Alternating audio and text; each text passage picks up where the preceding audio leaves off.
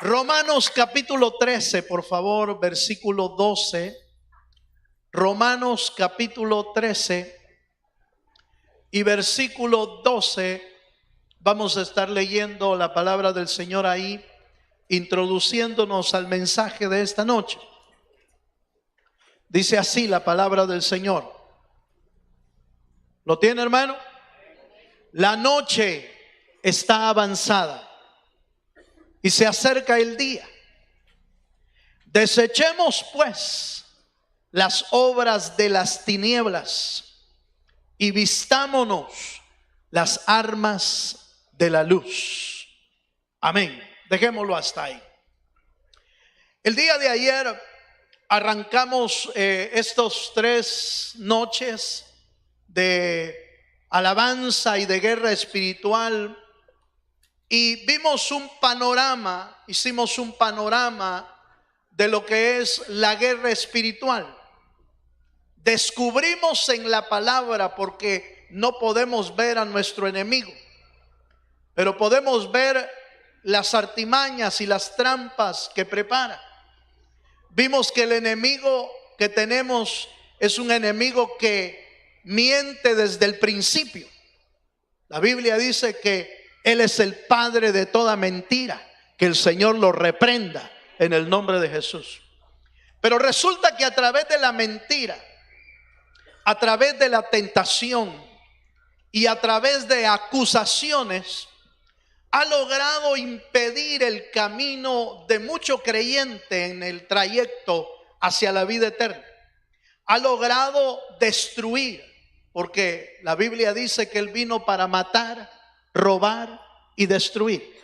Y eso lo ha hecho por miles de años. Y ha logrado que aquellos que pusieron a veces su mano en el arado, de repente dejaran el camino del evangelio. Yo no sé si usted tiene la experiencia de haber visto gente en la fe, en la iglesia, buscando a Dios, sirviendo a Dios, pero que de repente fueron, hermano, estorbados por el diablo. Los engañó, les hirió el alma, los destruyó y de repente ya no los vimos. Supimos, algunos se desviaron de la fe, otros regresaron al mundo, otros se desviaron agarrando doctrinas erradas que Dios nunca estableció en la palabra, pero que los engañó y se fueron. Por eso ayer decíamos que a la luz de esas armas que el diablo tiene, usted y yo no podemos quedarnos con los brazos cruzados. Tenemos que hacer lo que la Biblia dice. Vestíos de la armadura de Dios, dice Pablo en Efesios capítulo 6. Pero Romanos nos dice que nos vistamos de armas de luz. ¿Cuántos dicen amén?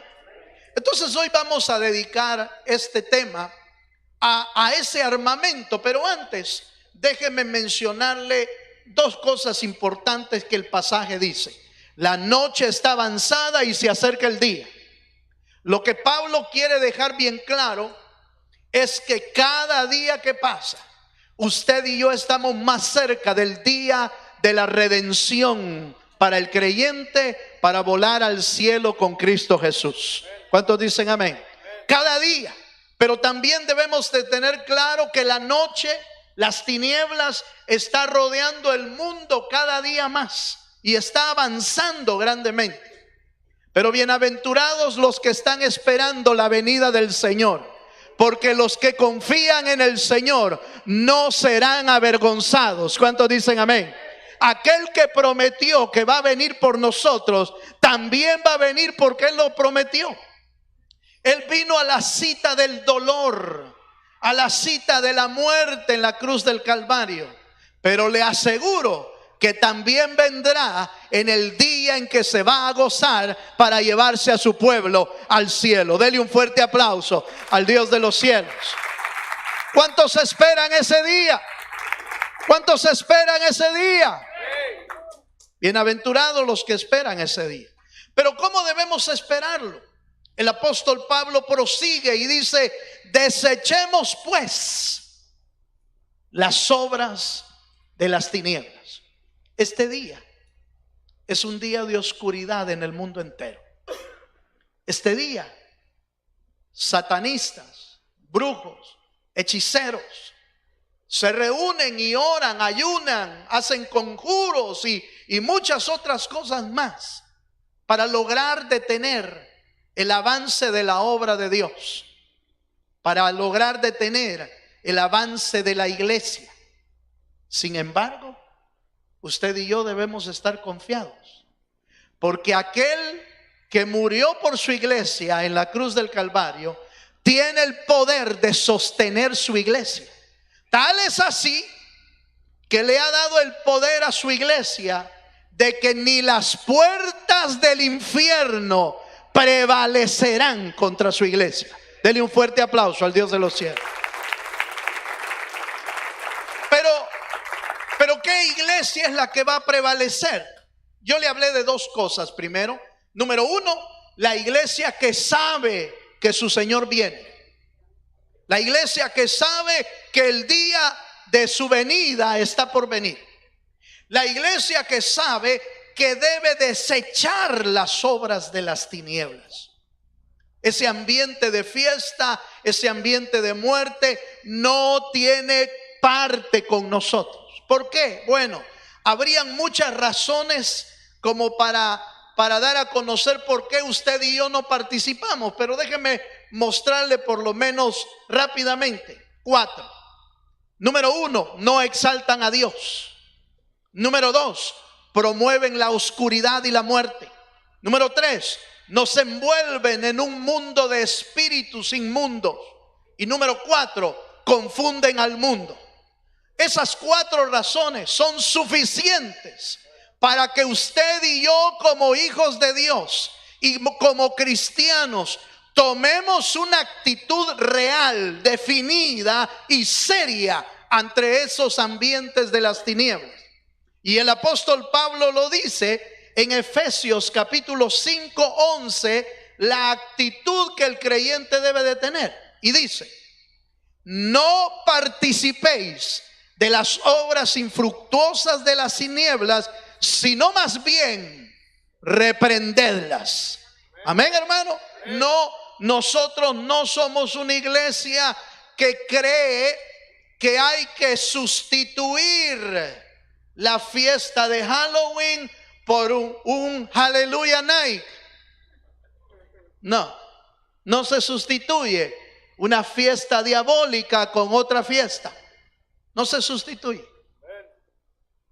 La fiesta diabólica se reprende y se resiste al diablo para que el diablo huya de nosotros. ¿Cuántos dicen amén? El apóstol Pablo deja bien claro, bien sentado: no participemos de las obras de las tinieblas. De tal manera entonces que desechar las obras de las tinieblas es una decisión firme y seria. Es una decisión clara, porque sabemos quiénes somos, y los que son hijos de Dios no participamos de eso. ¿Estamos bien, hermano? ¿Hasta ahí? Bien. Ahora bien, ¿cómo las vamos a reprender? ¿Cómo las vamos a reprender? Porque la Biblia dice: más bien reprendedlas. Para eso nos va a servir la armadura que Dios dejó establecida. Efesios capítulo 6, acompáñeme por favor. Quiero llevarlo hasta ahí porque esta es la parte del tema que me interesa. Efesios 6, versículo 13 al verso 18. Aleluya. ¿Lo tiene, hermano? 6:13 dice: por tanto, tomad la armadura de Dios para que podáis resistir en el día malo, y habiendo acabado todo, estar firmes. Estad pues firmes, ceñidos vuestros lomos con la verdad, y vestidos con la coraza de justicia, y calzados los pies con el apresto del evangelio de la paz. Sobre todo, tomad el escudo de la fe, con que podáis apagar todos los dardos del fuego del maligno, tomad el yelmo de la salvación y la espada del Espíritu, que es, ¿qué, hermano? La palabra de Dios. Quedémonos hasta ahí un momento. Cuando el apóstol hablaba de armadura y hablaba de armas de luz, tenía en su mente, cuando escribe este texto, tenía en su mente la armadura que en aquel tiempo los griegos y los romanos utilizaban. Ellos iban bien armados a la batalla. Yo le decía ayer, hermano, que cualquier oficio, cualquier trabajo que uno realice, normalmente uno se viste listo para realizar ese trabajo. Pero resulta que a la iglesia le han dado la capacidad y la tarea, no de buscar al diablo para destruirlo, sino más bien la tarea de resistir al diablo, que son dos cosas diferentes. Yo le he dicho en muchas ocasiones que Jesús vino en su ministerio y Él no andaba buscando endemoniados. Él no andaba buscando diablos, no andaba buscando espíritus inmundos, no. Él vino a buscar y a salvar lo que se había perdido. A eso vino Él. Pero cuando se le presentaba un endemoniado, Él estaba listo para entrar en batalla. Él estaba preparado para entrar a la guerra. ¿Cuántos dicen amén? Esa es la misma actitud y la misma tarea que usted y yo tenemos. No andamos buscando endemoniados, no andamos buscando diablos, que el Señor los reprenda. Pero cuando se presenten enfrente, usted no va a decir, hermano, no le va a decir al diablo, permítame, le voy a hablar al pastor. Aleluya. Permítame, le voy a hablar a un líder. No. Va a tener usted que enfrentar eso. Para eso vamos a necesitar la armadura de Dios. ¿Cuántos dicen amén? En Efesios 6 aparecen por lo menos seis partes de la armadura. Yo quiero mostrarle por ahí, me traje una pequeña imagen, tal vez se logra ver un poquito.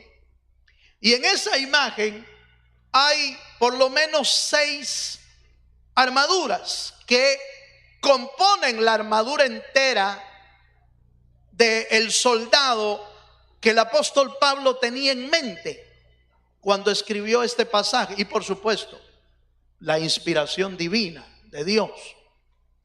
Hablaba de casco, de yelmo, habla de escudo, habla de coraza, habla de sandalias, de calzado, habla de espada. Fíjese. Y toda esa parte de la armadura tienen una función en la vida del creyente. Función que usted y yo debemos de tener bien claro en nuestra vida. ¿Por qué? Porque quiera usted pelear contra el diablo o no, de todos modos Él lo va a buscar. Aleluya. Esté preparado o no, el diablo lo va a buscar. Porque Él quiere destruir todo lo que tiene que ver con Dios. Y usted tiene que ver con Dios, porque usted es hijo de Dios. ¿Cuántos dicen amén? Dígale al hermano que tiene a la par, eres hijo de Dios. Dígase, eres hijo de Dios. Pero oiga, ahora vuélvalo a ver y vuelva a decirle, te va a buscar el diablo. Eso como que ya no, dice. No, uy, renuncio, reprendo. No, es que el problema es que te va a buscar. Si eres hijo de Dios, ¿cuántos son hijos de Dios aquí?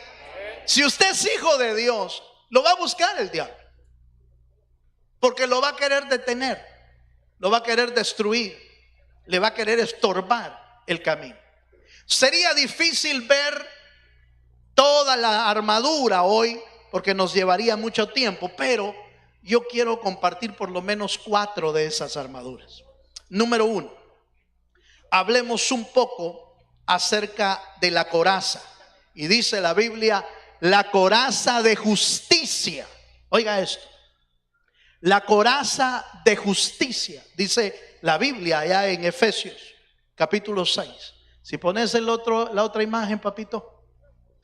Entonces, fíjese, hermano, que a mí me llamó la atención que la coraza que usaban los romanos era una coraza que cubría todo el pecho, los hombros, un poco el cuello. Pero la Biblia habla de la coraza de justicia. Y esto me llamó la atención. Porque en primer lugar, usted y yo no podemos ser justos así nomás. La justicia primera que nos viene es la justicia que nuestro Dios Todopoderoso nos otorgó, porque el justo murió por los injustos. Y todo el que cree en ese justo va a ser justo por la sangre preciosa de Jesucristo. Dele un fuerte aplauso al Señor. Todos dan gloria a Dios. Entonces, tu primer arma defensiva es entender que eres justo por la sangre de Jesucristo. Que no es por tus méritos, que no es por tu inteligencia, que no es por tus fuerzas, que no es por tus obras, es por la obra maravillosa del Dios de los cielos. Pero me impresiona esto, que la coraza cubre el corazón, que es lo más importante en el cuerpo humano, entre lo más importante. Y esto me llamó la atención, porque un creyente que tiene coraza es un creyente que está protegido para que los sentimientos no lo gobiernen en su propia vida. Cuando usted y yo estamos acorazados por la justicia de Dios, mire, hermano, el diablo no puede penetrar nuestros sentimientos. ¿Y por qué estoy hablando de los sentimientos?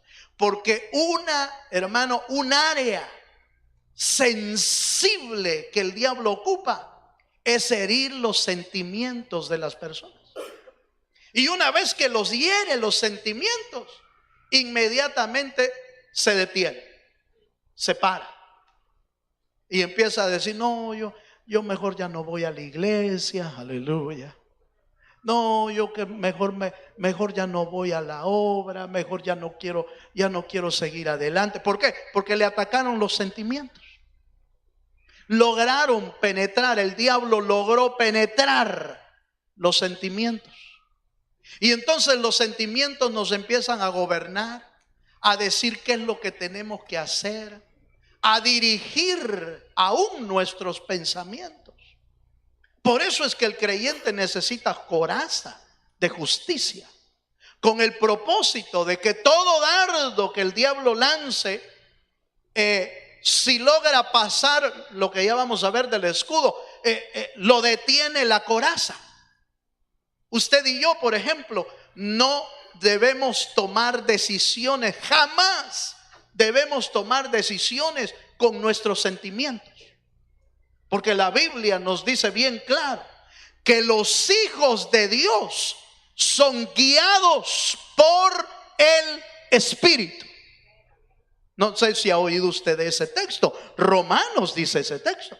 Dice: los que son guiados por el Espíritu, estos, dice, son hijos de Dios. Y está hablando de hijos maduros, porque en la Biblia la palabra hijo aparece en dos palabras griegas: la palabra teknón y la palabra huío. Las dos significan hijos, teknón y huío. ¿Cuál es la diferencia? La diferencia es que teknón en griego es un hijo nacido de nuevo, pero pequeño. Es un hijo pequeño. Pero el hijo huío significa el hijo maduro. Los guiados por el Espíritu son aquellos que alcanzan madurez espiritual, que ya no miran las cosas ni deciden las cosas por sus sentimientos, por lo que ven, sino por la guianza del Dios eterno. ¿Cuántos me están entendiendo, hermano? Por eso necesitamos coraza. Porque usted no ha visto a un niño armado, ¿o sí? No mandaban a la batalla a un niño con armadura, no, solo adultos, señal de madurez, señal de estatura para la batalla. Entonces, usted y yo necesitamos la armadura del Señor, la coraza del Señor. Acompáñenme por favor a Filipenses. Filipenses capítulo 4, verso 7, para hablar un poco acerca de la coraza y de lo que Dios hace en la vida del creyente. Filipenses capítulo 4, verso 7 dice: y la paz de Dios, que sobrepasa todo entendimiento. Oiga esta parte, por favor. Guardará vuestros corazones. ¿Y qué más? Y vuestros pensamientos. Las dos áreas de batallas frágiles en el creyente son la mente y el corazón. Los pensamientos y los sentimientos. Por eso, entre la armadura de Dios, los dos ángulos, las dos áreas están protegidas. Los sentimientos protegidas con la coraza y los pensamientos protegidos por el yelmo de la salvación. ¿Cuántos me están entendiendo, hermano? Entonces, mire pues, el creyente necesita estar bien protegido. La coraza de justicia evita, hermano, que nuestros sentimientos sean heridos. ¿Cuánto creyente? Yo sé que usted va a entenderme esto. ¿Cuánto creyente no oye uno, hermano, que está herido? ¿Cuánto creyente? Es que me hirieron, es que me dañaron, es que yo me siento mal, es que me miraron mal, es que me hicieron esto. Heridos. Y no estoy diciendo que la herida no sea real o sea mentira. No. Es cierto, lo dañaron, pero hay dos cosas importantes que debe de notar. Si lo hirieron, es porque le falta la coraza de justicia. ¿Cuántos me entienden eso? Si lo hirieron, es porque no tiene coraza. Y cualquier cosa lo daña. Pero si no tenía coraza y ya se dio cuenta que lo hirieron, la solución está en ir a la presencia de Dios, a la unción del Dios de los cielos, para que pueda sanar en mi vida toda herida de mi alma. Cuando usted de inmediato se sienta herido, corra a la presencia de Dios, que el Señor tiene aceite y vino para sanar toda herida y para vendar toda herida. Dele un fuerte aplauso al Dios de los cielos. Veamos la segunda arma. Acompáñame a la segunda arma. El calzado con el apresto del evangelio.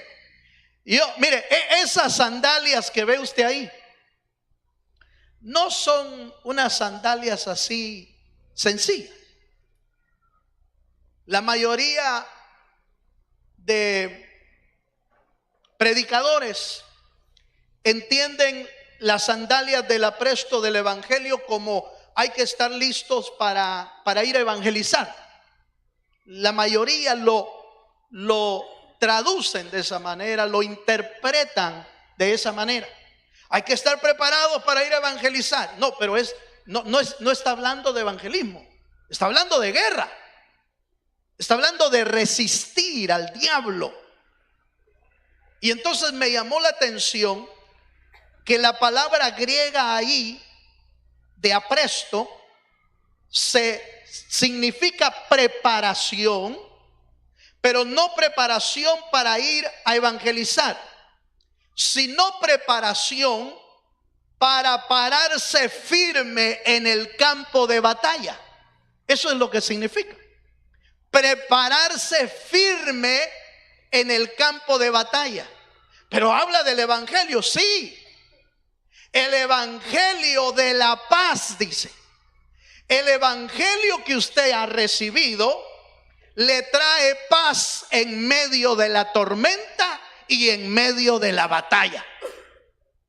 Esa era la misma paz que llevaba David cuando iba a enfrentar un gigantón que todo el pueblo de Israel le huía y le temía. Pero David no iba, ¿cómo puedo usar?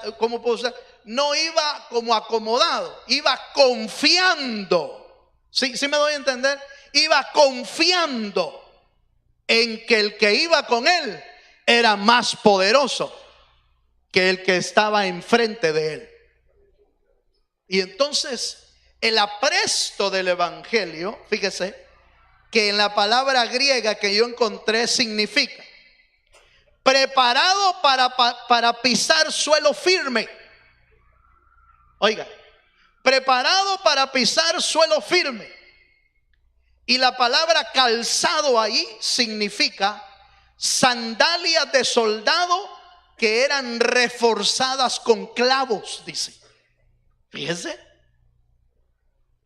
O sea que las sandalias que usaban los romanos eran, hermano, tan sólidas, tan firmes. Usted ve que para diferentes tipos de batalla o deporte sacan diferentes tipos de calzado. ¿Se ha dado cuenta?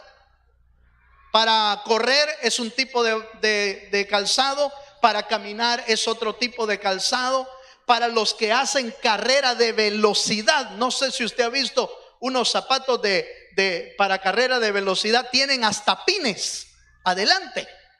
En la parte de adelante tienen unos piquitos así que se adhiere a la pista. Son especiales para eso. En ese tiempo este calzado era lo último. Déjeme pensar, hermano. Déjeme pensar.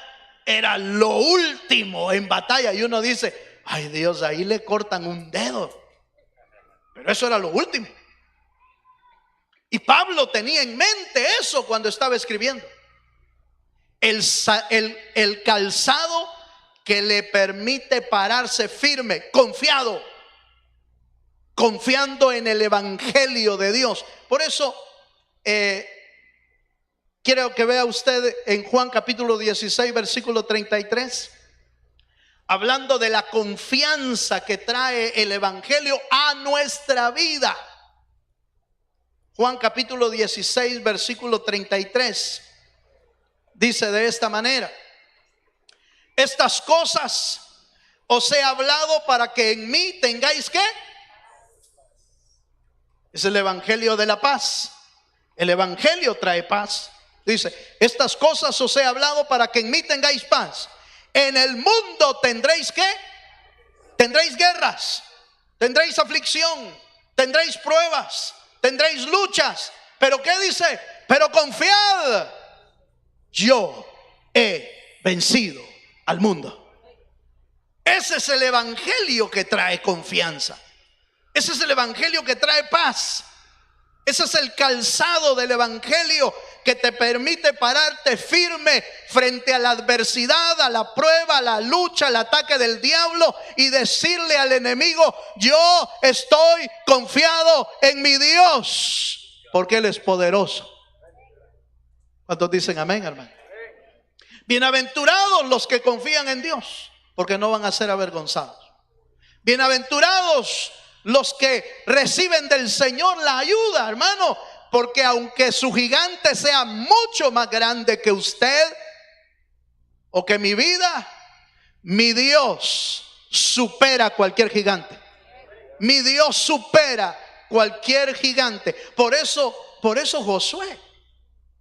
Josué con toda confianza les dijo al pueblo de Israel, si Jehová está con nosotros, nosotros comeremos a nuestros enemigos como se come el pan.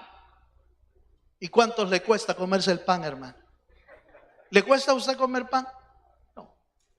Sencillo. ¿Por qué? Porque es sencillo vencer a nuestros adversarios cuando Dios está con nosotros. Si Dios con nosotros, dígalo conmigo, si Dios con nosotros, ¿quién contra nosotros?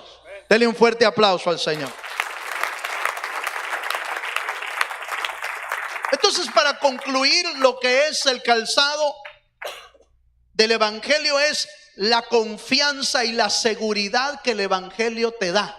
El evangelio te da paz, el evangelio te da tranquilidad, el evangelio te da seguridad, y te paras como un soldado romano, como un soldado de Dios, esperando la adversidad y sabiendo que Dios es poderoso para auxiliarte.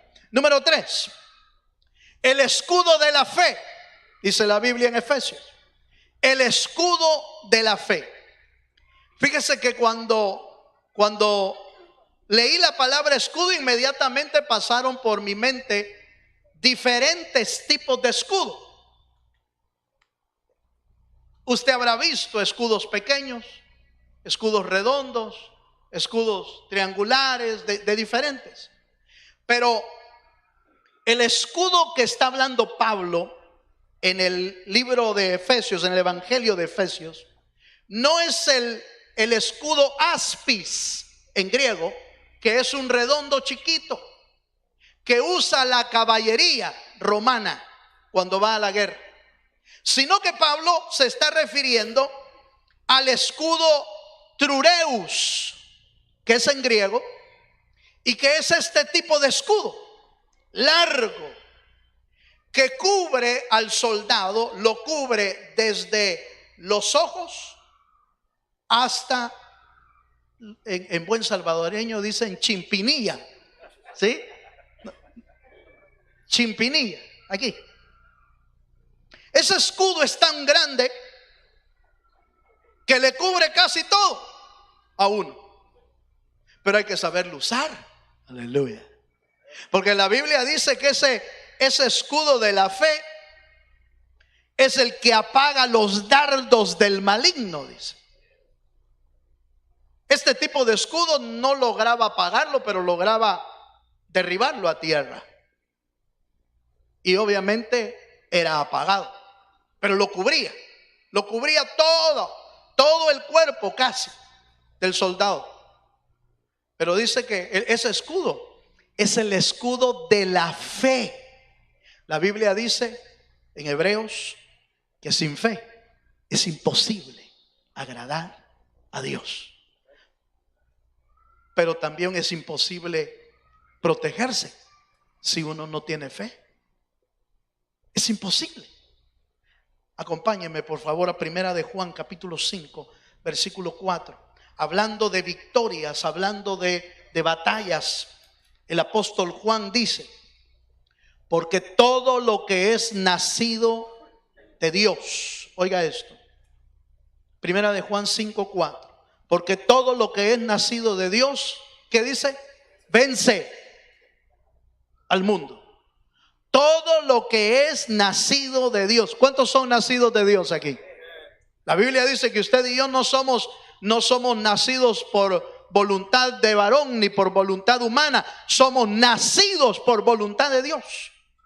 Y dice el texto entonces: porque todo lo que es nacido de Dios vence al mundo, y esta es la victoria que ha vencido al mundo. ¿El qué? Nuestra fe. ¿Habrá gente de fe aquí? Levanten la mano los que tienen fe. Y si no tienen, no se preocupe, dígale: Señor, dame fe. Porque si alguno está falto de fe, si alguno está falto de sabiduría, que la pida a Dios, dice. Pero la fe es importante en la vida de aquellos que estamos guerreando la batalla, de aquellos que estamos corriendo hacia la vida eterna. ¿Por qué? Porque sin fe no podemos agradar a Dios. Pero la fe es un escudo en contra de las artimañas del diablo, en contra de las obras del enemigo. Cuántas cosas, hermano, el diablo ha logrado, cuántos creyentes ha logrado destruir porque la fe menguó, porque la fe se vino abajo. Por eso usted y yo debemos estar alimentando la fe día tras día. Y usted sabe, ¿cuántos saben cómo se alimenta la fe, hermano? Aleluya. ¿Sabe qué es lo que dice la palabra? Dice que por el oír de la palabra viene ¿qué? Ahí está. lo que alimenta nuestra fe es la palabra. Yo recuerdo haberle comentado a usted alguien que me dijo: hermano, ¿y cómo hago para que Dios me hable? Pues esa es una de las cosas que todo creyente pasa, ¿va? ¿Y cómo hago para que Dios me hable, hermano? Yo quiero que Dios me hable. Yo quiero oír la voz de Dios. Yo quiero que me hable, y que me hable mucho, pero mucho, mucho. Y entonces yo le dije: pues lea la Biblia mucho, mucho, mucho. Y de plano te va a hablar Dios. Te va a hablar, porque esta es su palabra. Y su palabra es viva y eficaz. Y no se ha cortado, sigue teniendo la misma vida que cuando fue escrita. La palabra de Dios va a aumentar nuestra fe. La palabra de Dios va a hacer crecer nuestra fe. La palabra de Dios va, hermano, a fortalecernos en tiempo de debilidad. La palabra de Dios, hermano, va a ayudarnos a salir adelante en tiempo de prueba. La fe es nuestro escudo. Un cristiano que no tiene fe, con razón el enemigo logra destruir nuestras vidas, nuestras almas, porque no hemos hecho crecer nuestra fe y por lo tanto no tenemos escudo que nos proteja. Número 4, la espada del Espíritu es la cuarta arma que vamos a ver y voy a ir cerrando ya. Ese parece de película, mire, hermano. Ese parece de plano de película, ¿eh? La espada de dos filos que habla Hebreos es exactamente la espada que el apóstol Pablo menciona en Efesios. En griego, esa palabra de espada es makaira, que significa, oiga esto, machete. Aleluya. Machete o daga.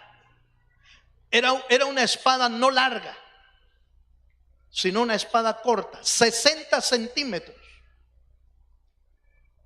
Porque es una espada no tanto para ir a buscar a los enemigos. Es una espada para defenderse cuando el enemigo viene contra uno. Es una espada que se usaba más para la confrontación cuerpo a cuerpo, muy cercano. Pero los romanos eran hábiles para ocupar esa espada.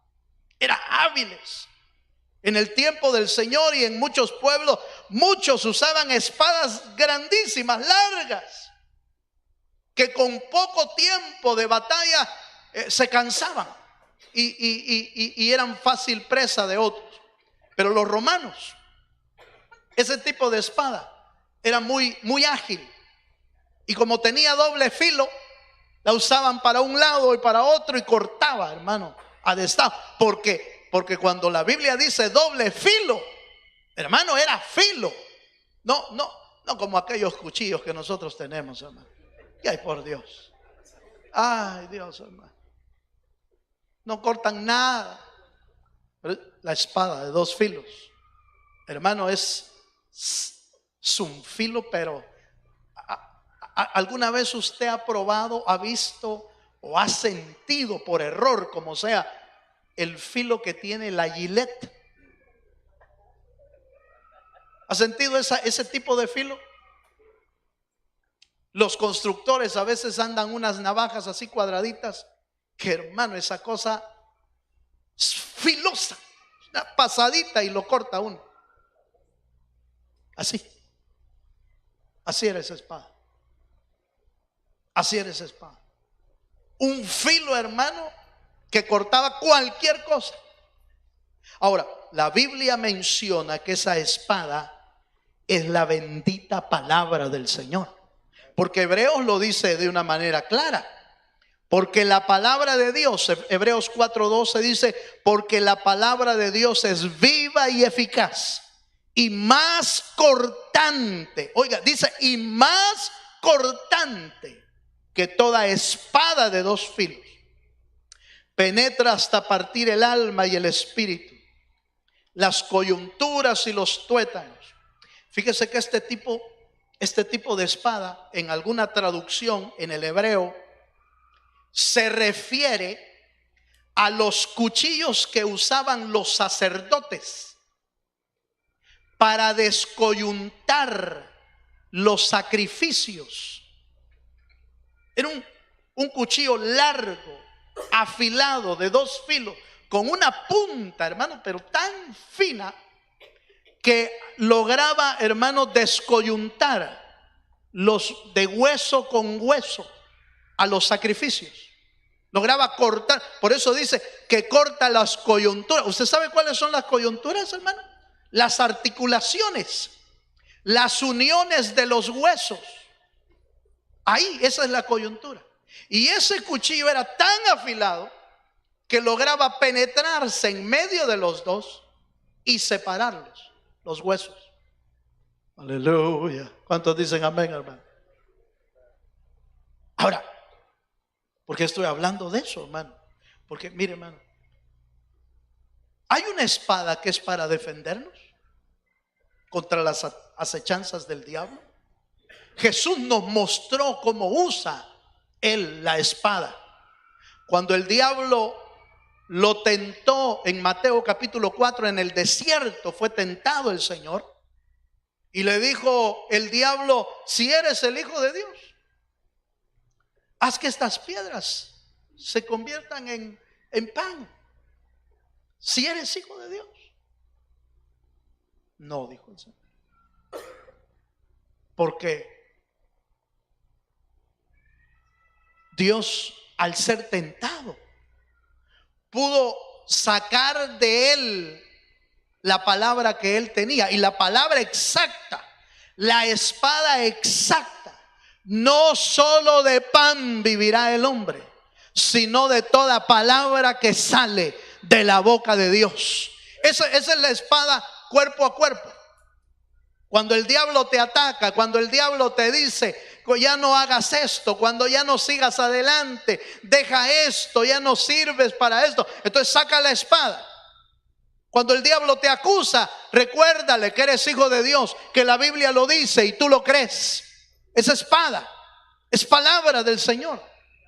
El diablo quiso tentar de muchas formas al Señor, pero el Señor siempre tenía una respuesta, y esa respuesta estaba basada en la palabra del Señor. ¿Cuántos dicen amén, hermano?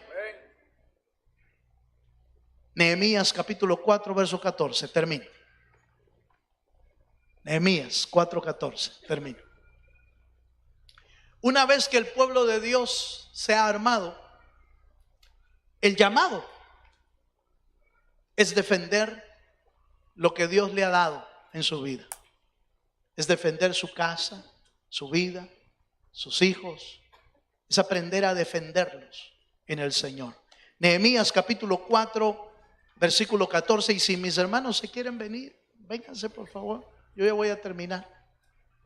Nehemías capítulo 4 verso 14 dice: después miré y me levanté y dije a los nobles y a los oficiales y al resto del pueblo: no temáis delante de ellos, acordaos del Señor grande y temible, y pelead por vuestros hermanos, por vuestros hijos, por vuestras hijas, por vuestras mujeres y por vuestras casas. Hermano, Dios nos ha dado herencia aquí en la tierra.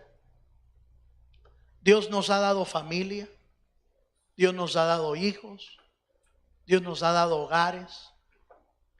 Que no podemos cruzarnos de brazos y ver cómo el mundo se está llevando a nuestros hijos al pecado. Cómo el mundo se está llevando a nuestras hijas al mundo. Y nosotros cruzados de brazos. A mí me asusta ver a veces en las famosas redes sociales, aleluya, los comentarios de algunos niños y niñas, porque pareciera que algunos nunca se han encontrado con el Dios verdadero, pero viven en hogares de cristianos, viven en hogares de creyentes, ¿Qué es lo que pasó? El diablo los está absorbiendo. Y si no te logró destruir a ti, puede ser que esté logrando destruir a la familia, a los hijos, a las hijas. Por eso el llamado hoy es decirle al Señor: Señor, ayúdanos con tu armadura, Señor, y ayúdame a pelear la batalla. Y Nehemías se paró frente al pueblo y llamó a los nobles, a los hijos, y les dijo: no temáis contra ellos. Hermano, usted y yo no debemos temerle al diablo, porque el diablo fue derrotado por mi Señor en la cruz del Calvario. Él ya fue derrotado. El diablo está vencido. ¿Tiene poderes? Sí. ¿Pelea batallas? Sí. Pero mi Dios sigue siendo más poderoso y más fuerte que Él.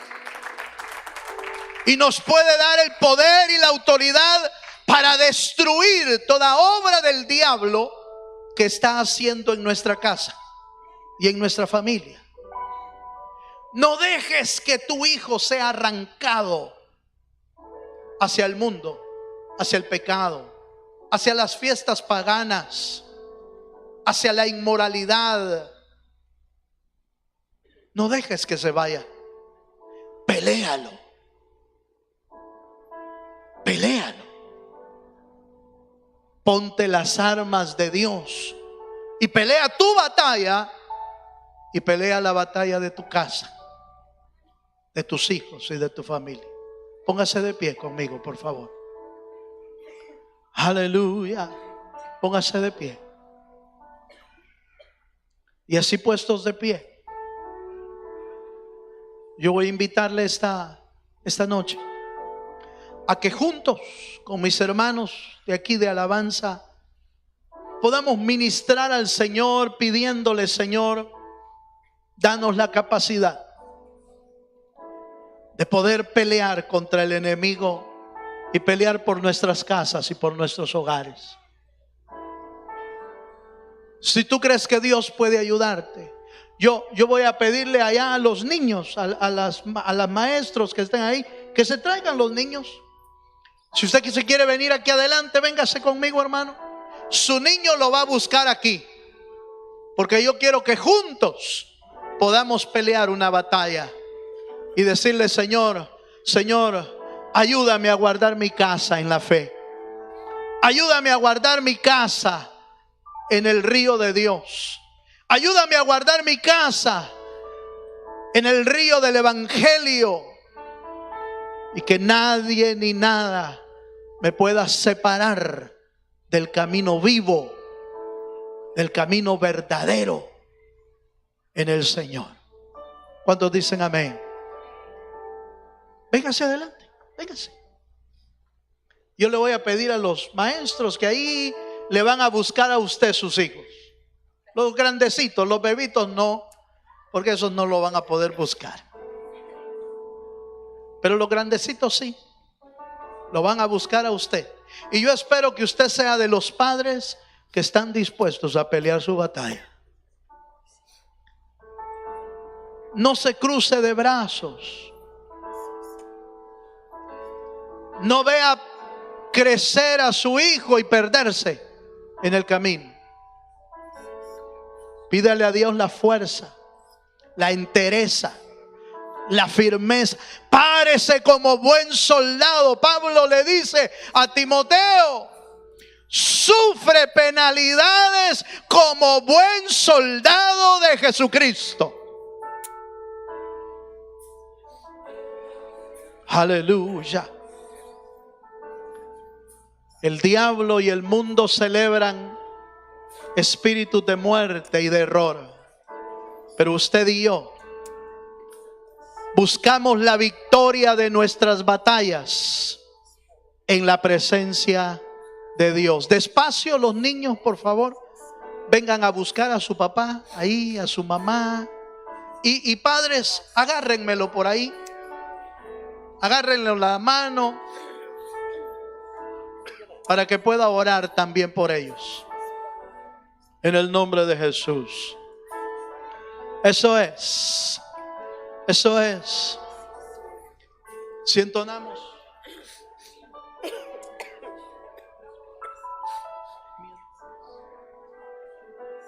Aleluya. Busque a su padre por ahí, despacito, por favor. Busque a su papá y a su mamá.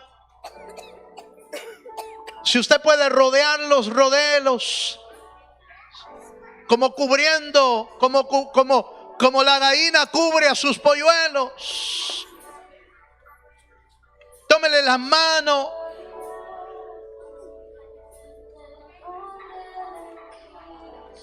Aleluya. Sí, Señor. Hay victoria en Jesús. Hay victoria en Jesús. Su niño pudiera andar enmascarado hoy. Su niño pudiera andar hoy en trajes paganos. Pero usted ha decidido estar en la casa de Dios. Y ese es un buen paso. Ese es un buen paso. Pero no baje la guardia. No baje la guardia. Aleluya. Oh, sí, Señor. Cierra tus ojos. Cierra tus ojos y vamos a cantar esa verdad. Hay victoria en medio del desierto, en medio de Cristo. En Cristo Jesús hay victoria. Aleluya. Hay victoria en el nombre de Jesús. Empieza, hermano, a confesar.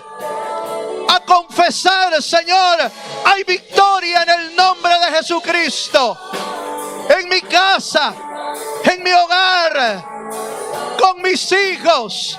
Yo confieso que hay victoria en Jesucristo.